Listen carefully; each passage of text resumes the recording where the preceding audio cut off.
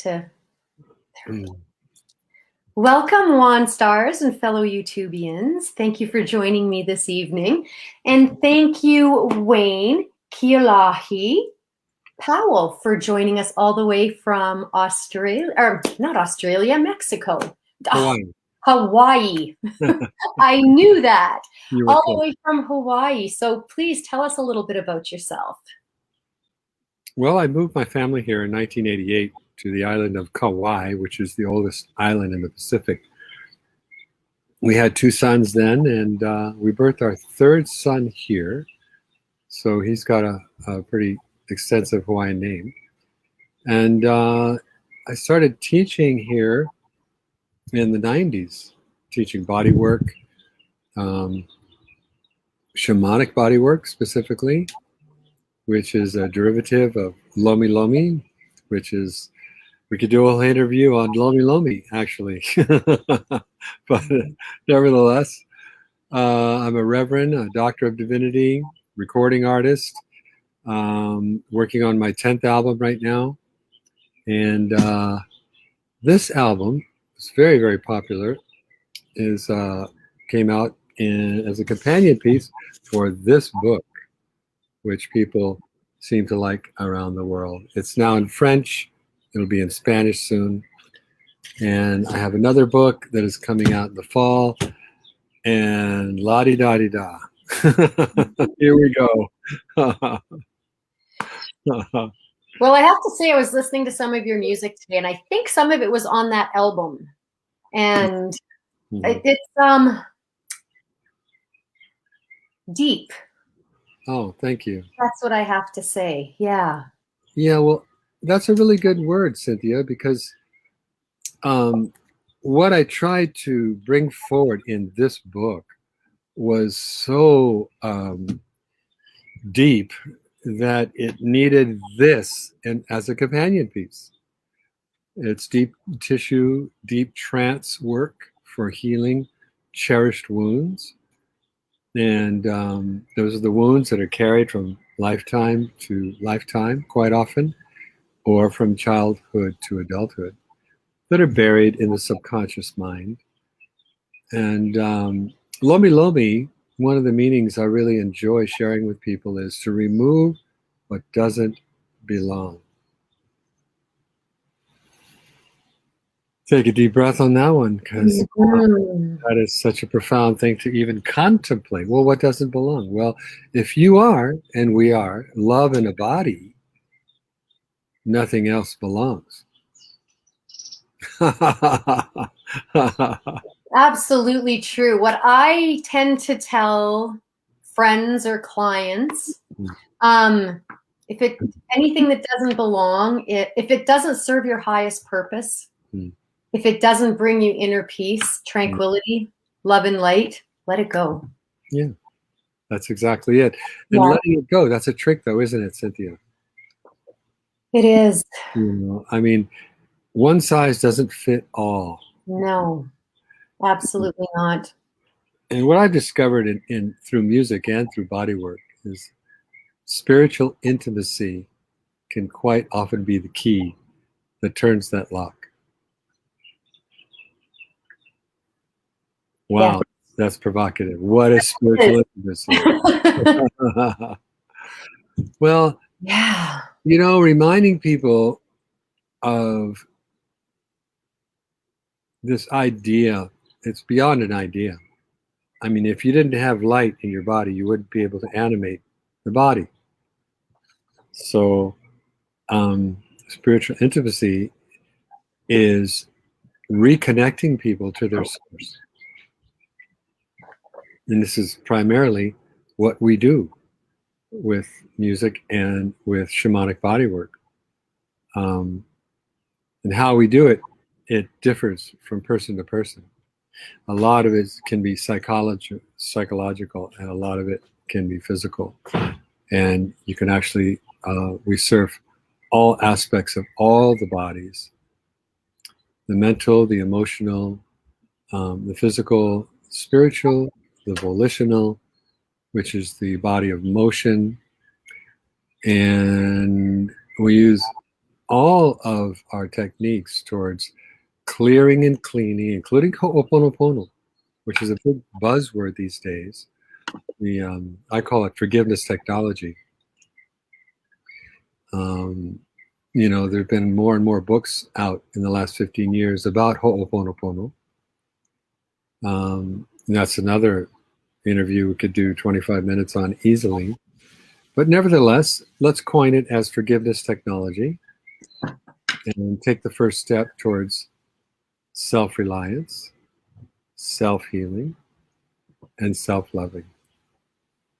That's another deep breath. Mm-hmm. I remember the first time I took Ho'oponopono, it actually angered me. Mm-hmm. That happens. Yeah. Yeah, because when you connect with the depth of what needs to be forgiven, the ego doesn't want to let go. No. The ego has all the reasons that you need to hang on and dislike, judge, project.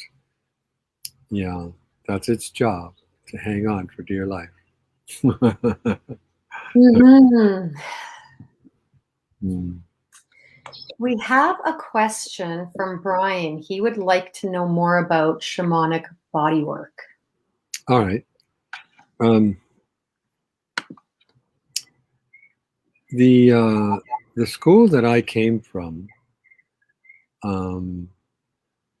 Aloha International, and for my first Lomi Lomi training. Lomi Lomi is a form of Hawaiian healing that's actually beyond massage, even though it looks very much like massage. So I took my first Lomi Lomi training in 95, took my second one in 96, and then I started developing what I call shamanic bodywork, Hawaiian shamanic bodywork, which was everything that I learned from my teacher about how to do a really thorough deep tissue healing massage Hawaiian style with someone. Because, excuse me, I also had roots in Chinese medicine before I even learned Lomi Lomi. I incorporated that into what I knew about the body to create shamanic bodywork. So if you look on my site, I think that's the best answer for Brian. There's lots of articles there and lots of videos there at SHAMANIC shamanicbodywork.com. If you look on that site, Brian, you'll find a ton of information and videos that will help explain this much better than I can do in a few minutes. But to try and encapsulate it, it's a form of healing that uses aloha, the principle of aloha, which is the sharing of the breath of God, in a quite often deep tissue healing. Although we have so many lineages that we share, there are some lineages that are just so soft and gentle, like this gentle is also shamanic bodywork. And some of the other stuff is application of the power pad going deep into the tissues. So we surf both polarities in shamanic bodywork. It's a very wide of interest. So I hope that helps you, Brian. Well, and I would like to invite you to leave all of your contact information in your website and everything in the comments when we're done. Okay. Yeah, so people can reach out. Sure. Awesome. And, can educate themselves because it's so interesting. Yeah. Well, everybody, Cynthia, these days is looking for a way to come away from, misery, suffering, some of the chaos in their lives, especially right now, And shamanic bodywork is a great avenue of expression for deep trance healing into the depths of all the way to the core of your being and your soul. That's wonderful. And, you know, that's one of the beautiful things about this moment is so many people are being invited to look within. True And that. as they do that, that's when we all come forward, right? If what doesn't resonate with one person resonates with another person. So it's beautiful to have so many healers available right now for everyone that is going within now. Yeah, true that. That's said so well. It's so true. You know, the most recent kahuna that I worked with, he said, you know, we were having a discussion about how bad things are getting in the world. And everybody was in agreement, you know. And then he said, well, you know, he says, all you guys are healers. He goes, no matter how bad things get in the world, you guys will never be out of a job. It's the truth. And, you know, it can only get better. Mm. You know, Yeah. it'll only go so far and then it has to flip. It has to get better. Yeah, that's the way we roll as a human race, for sure. Mm-hmm. Yeah, when things get over the top bad, we make a change. Yep. And we're in that change right now. Big time. Absolutely. Yeah. Mm. And you mentioned earlier before we went on live about the gut work. So I want to put a few minutes into that. One of the things that is not really a part of shamanism that I teach is the body tune-up. And right on our homepage, there's a 10-minute video explaining what applied kinesiology is, otherwise known as muscle testing, and how you can determine what's going on in a body with some accurate muscle testing. And I've been doing that work longer than I have massage, because it appeared like miracle status healing for people. And even, you know, allopathic medicine as well as holistic medicine, they both agree that healing,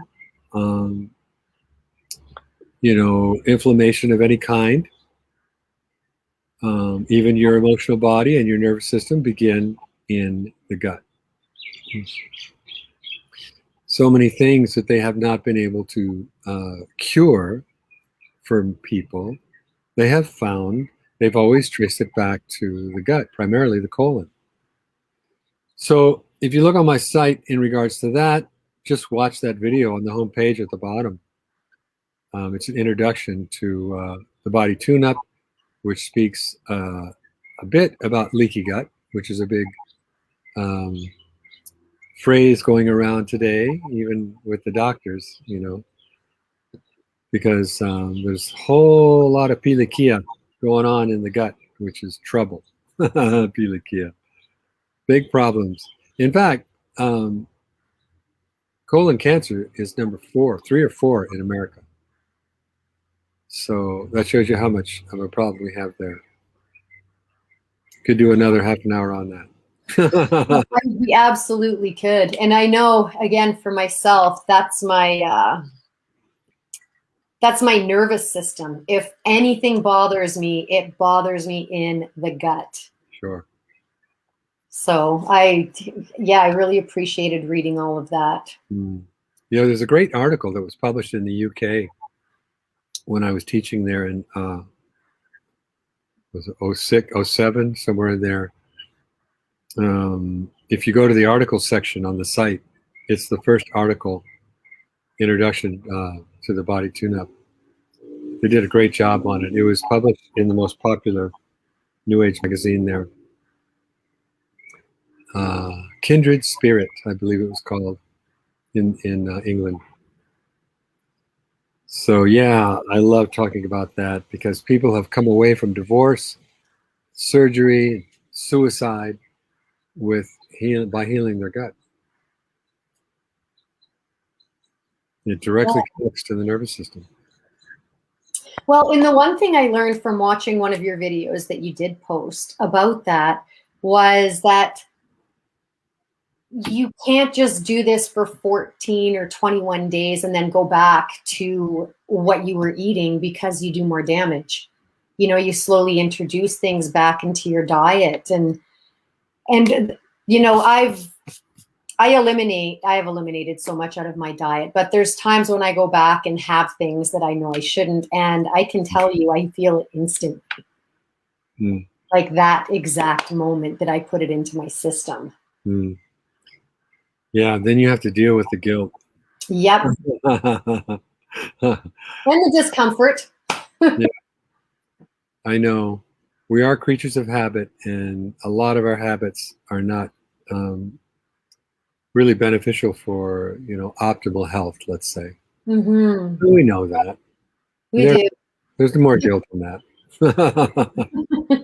It's true. It's funny how what we know is absolutely worthless without action. Yes. Because we know so much. But how much of it are we putting into action? That's powerful. We know eating too much sweets, what it'll do. We know what not exercising will do.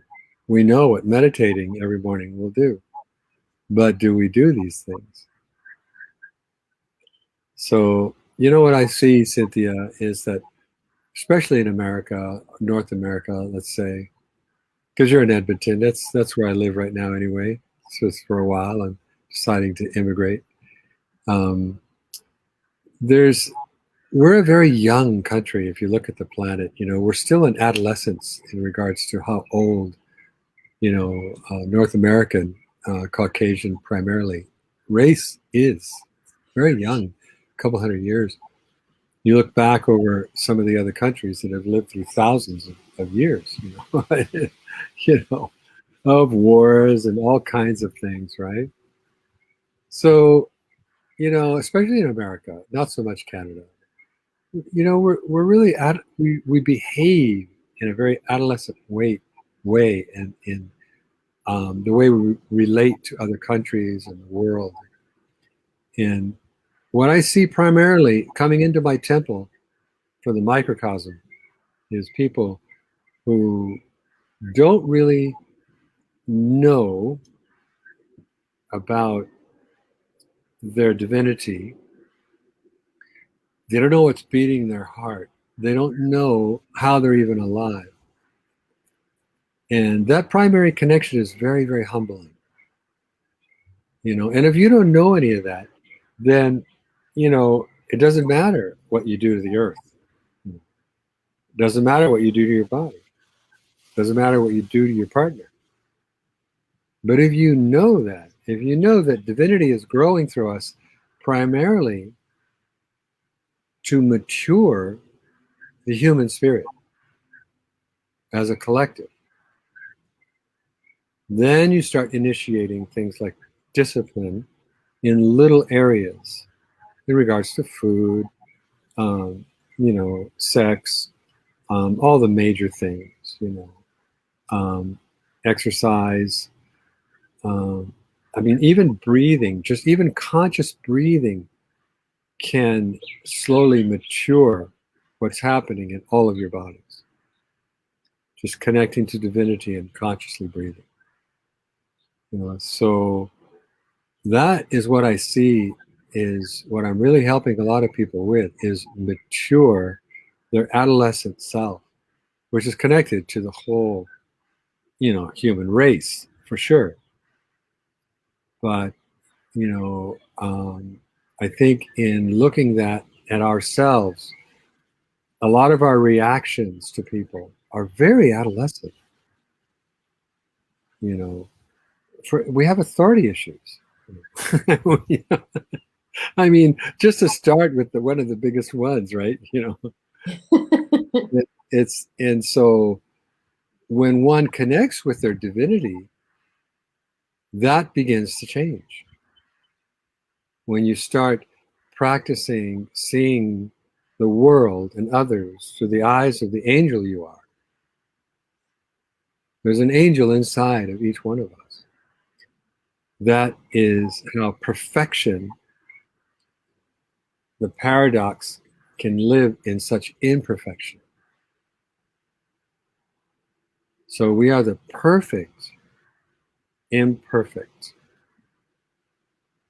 vehicle for transformation.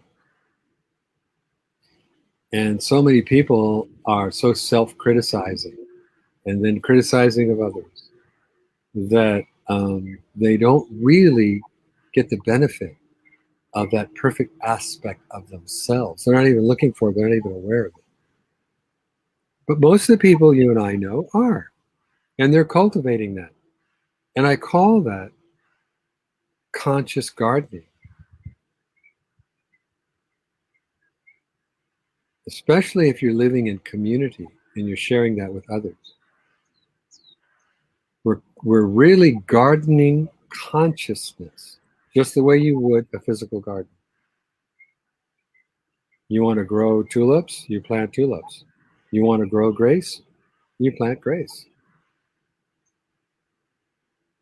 You want to grow spinach, you practice, you read about it, and you learn the kind of soil it needs, what food it needs. It's no different if you want to grow a skill within yourself that's going to service your community. You study it, get on YouTube, find some experts, you listen to what they have to say, light it up in yourself, and run with it.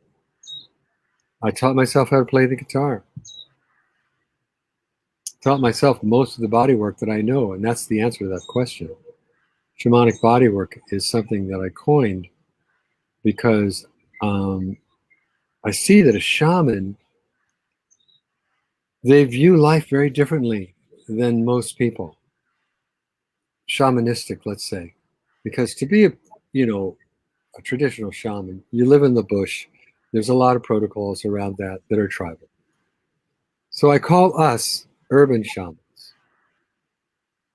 and we can work shamanistically with lots of different healing art forms and modalities. That way, we're respecting the ancients that actually hold up that lineage that are all painted and living in the jungle. Tribal. But it's totally infiltrated into the cities. And one of my favorite books is called Urban Shaman by Serge Kahili King.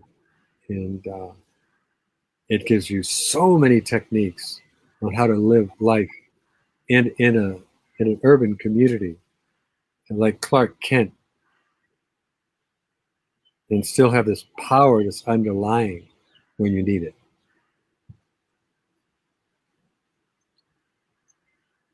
Uh,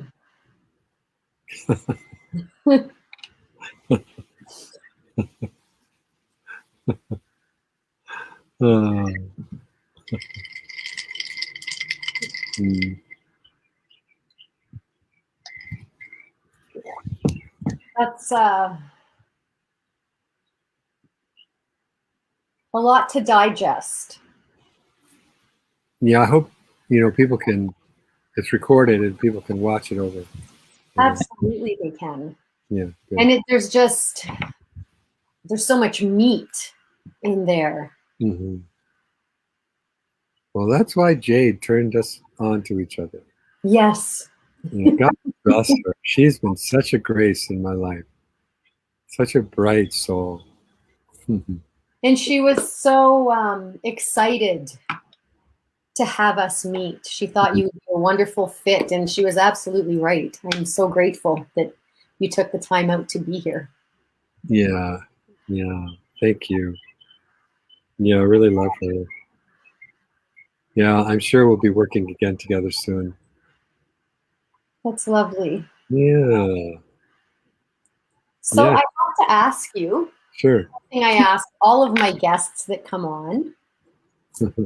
Have you ever remembered something you didn't know you forgot?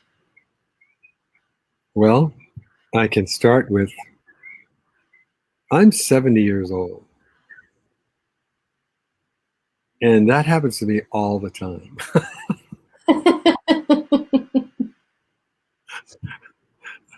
I'll forget people's names, you know, I'm a performer, right? And I play a lot of Hawaiian music, right? And if I don't play a song for a year, parts of verses will just disappear. And I don't know, I forgot it. But then you get to make up a new verse. Oh, I heard one of my favorite Hawaiian songs driving home today to where we're working in Kauai. And it just reminded me of what you just said, because I was listening to the lyric and there was all these parts to each verse that were missing or they were in the wrong place. And so when I got home, I went into my library, my iTunes library, and I pulled up that song.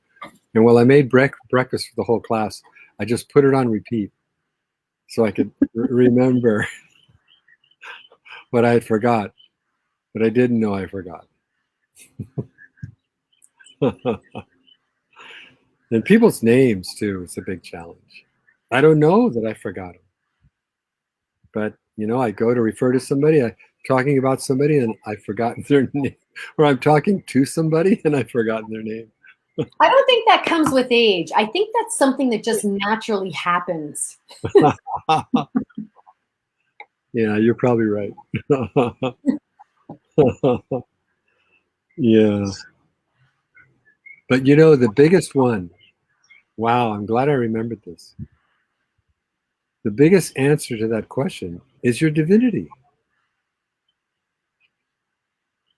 People don't know that they've forgotten that they are love, they are light, they are joy, they are peace in a body. And wow, what a trip once you remember. Because when you remember, you can't believe that you ever forgot it. That's so true. So true. I couldn't have put it any better myself, because it all comes flooding back and you can't comprehend how you could forget so much information. Yeah. It's a wonderful, wonderful trip. It really is. And Cindy, I have a lot of compassion for the people that are suffering, right now. But still, the joy that we generate creates the polarity that assists in lifting that cloud. So they don't need pity.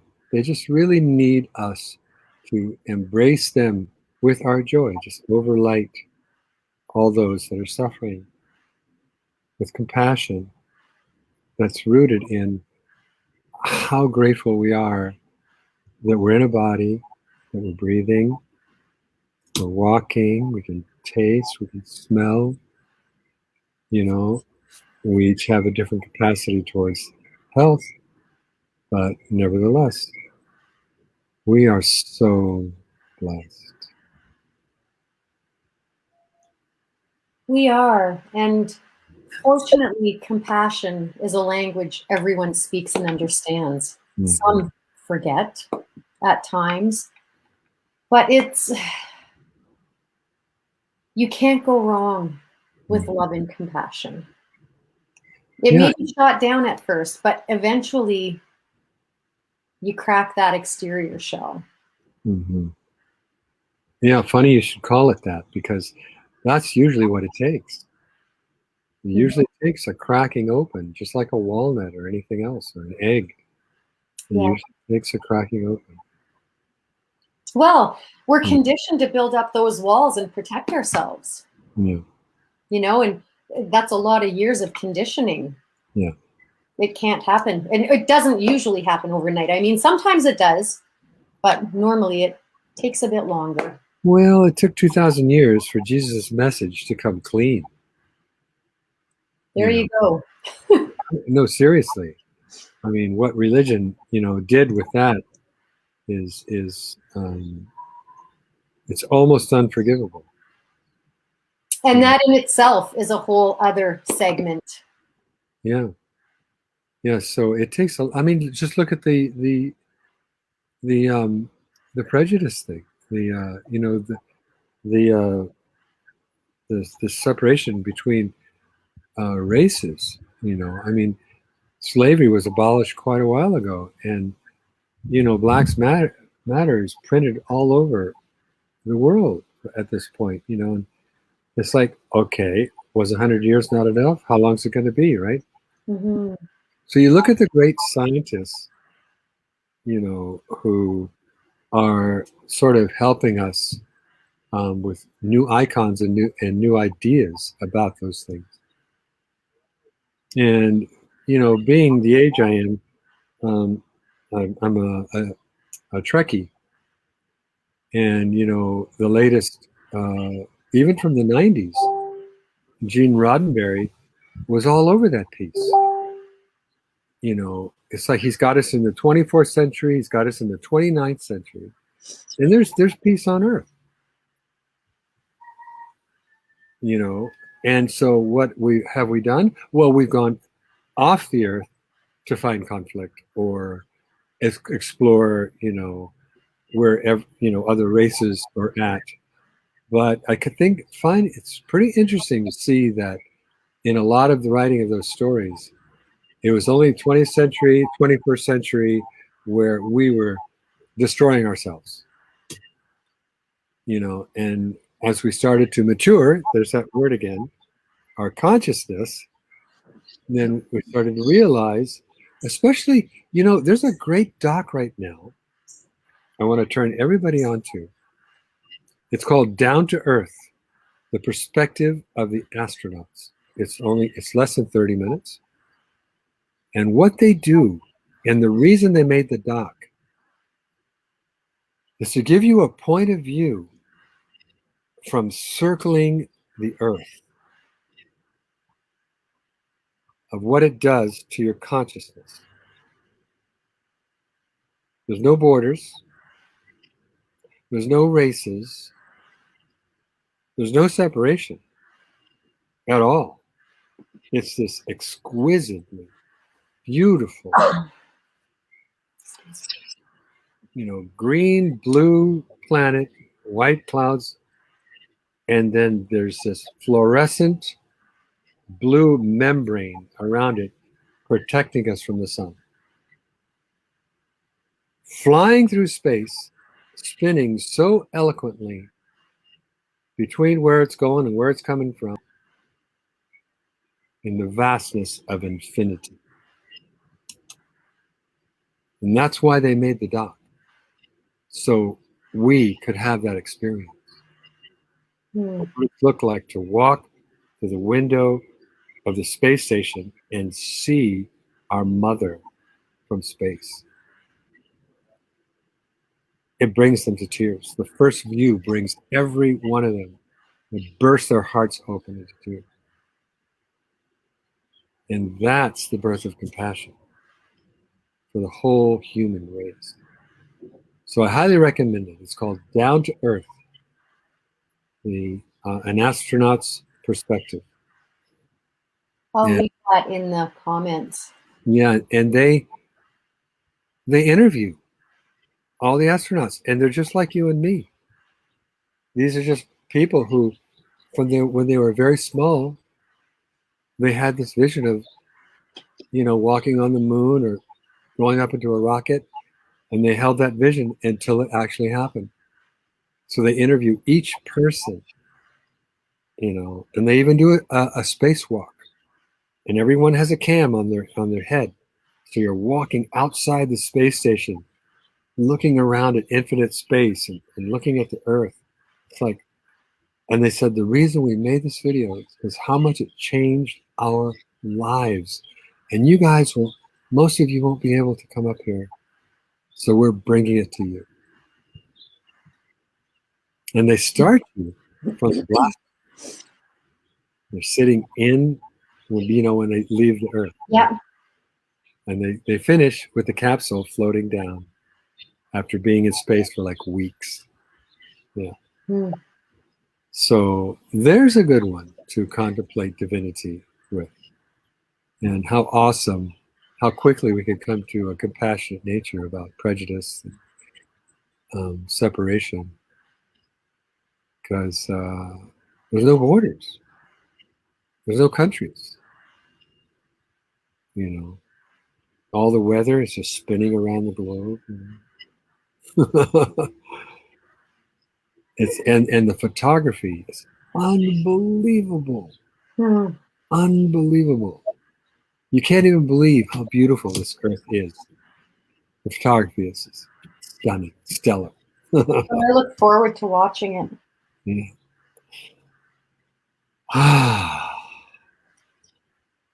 So in closing, what would you like to leave our viewers with?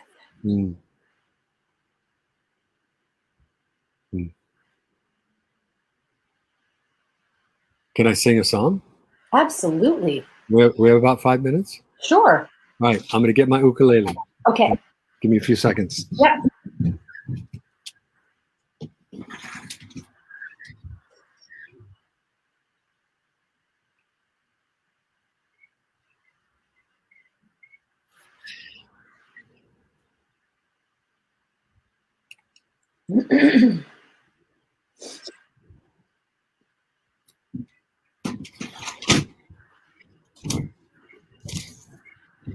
This is a song everybody knows.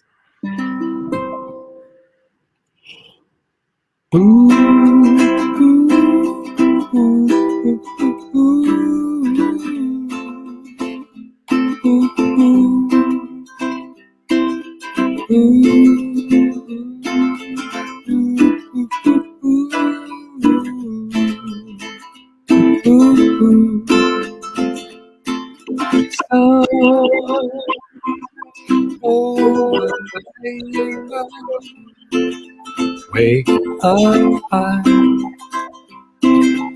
and the dreams that you dreamed once in a lullaby. I know somewhere over the rainbow, bluebirds fly, and the dreams that you dream, dreams really do come true.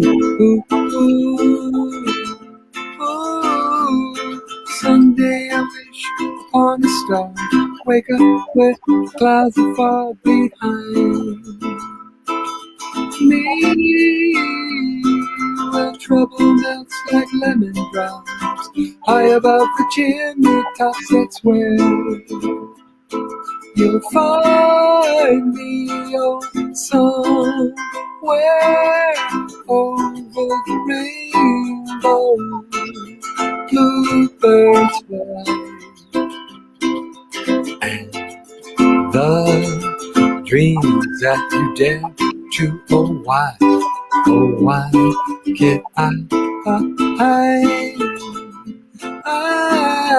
I see trees of green, and I see red roses too, and I'll watch them bloom for me and you, and I think to myself, what a wonderful world. I see skies of blue, and I see clouds of white, the brightness of day, and I like the dark, and I think to myself, what a wonderful world. Well, the colors of the rainbow, so pretty in the sky, are also on the faces of people passing by. I see friends shaking hands, saying, how do you do? They really say, I love you. I hear babies crying, and I watch them grow. They'll learn much more than we'll ever know, and I think to myself, what a wonderful world. Someday I wish upon a star. Wake up where the clouds are far behind me. Well, trouble melts like lemon drops. High above the chimney tops, that's where you'll find me, oh, somewhere over the rainbow. Bluebirds fly, and the dreams that you dare to, oh why can't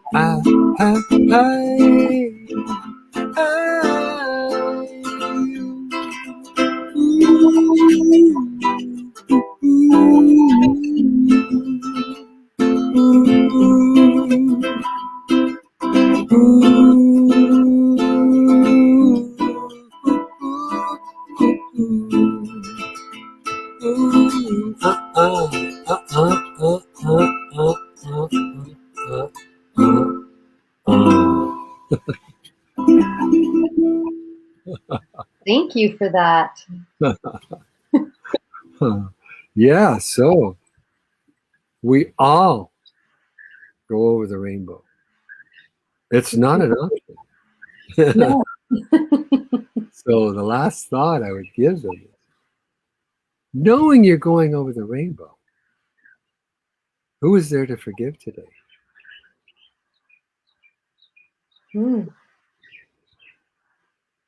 Something to ponder. Once you're out of the body, it's too late.